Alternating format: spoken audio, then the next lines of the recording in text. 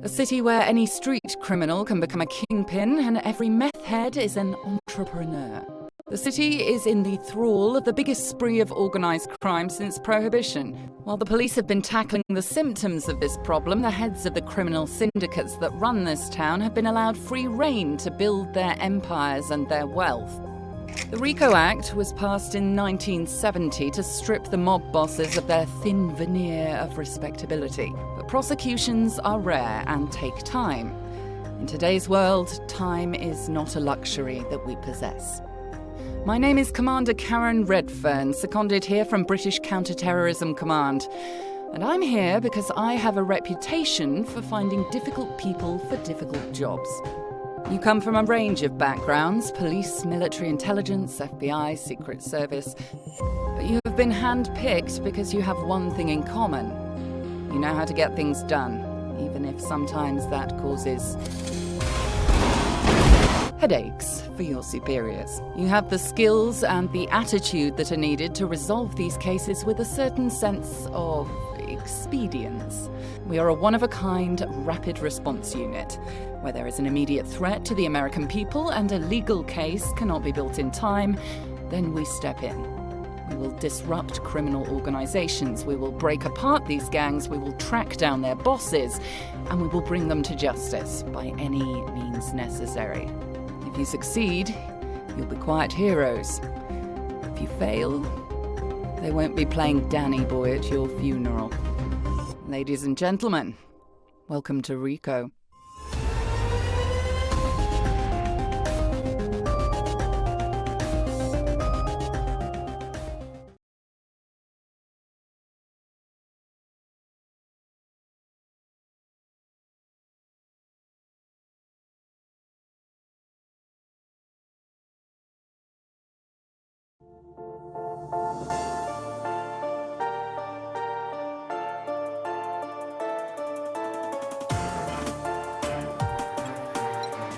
Welcome, agents. It's time for your mandatory training. You've all been through this before, but the particulars of our organisation require some unique learning points. You know the drill. You'll be kicking doors and shooting bad guys. You'll need to breach rooms, and you will need to do it regularly. Some of our more gung-ho agents have found that sliding into combat is an effective technique. Some of them are no longer with us. Rico busts are by their nature chaotic. Do not shoot your partner. Communicate with one another. Mark your targets, locations, and time your breaches. Cooperation is key. Breach rooms in close proximity to one another to maintain your tactical edge.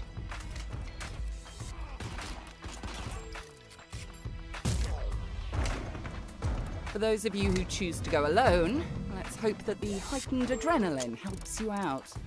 We only have limited intel about your environment, so go with caution. We will be scanning your surroundings and will keep your map up to date with tactical and operational data. We have credible reports that the gangs have access to a large shipment of stolen military-grade C4. You're well versed in bomb disposal, or at the very least, you know how to cut a blue wire. You only have limited time, so be methodical and clear all the bombs on one floor before proceeding. Sooner or later, the gangs are going to learn that we are working our way up through their organizations. They will do everything they can to prevent us. Don't be surprised if they put barriers up to our progress. Likewise, they have an almost unlimited number of disposable foot soldiers. Once you start disrupting their activities, expect a robust response.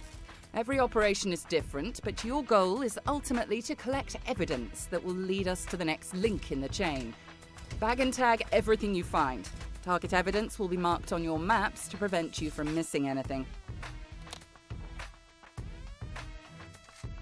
Once all the evidence is collected, it's up to you how to proceed.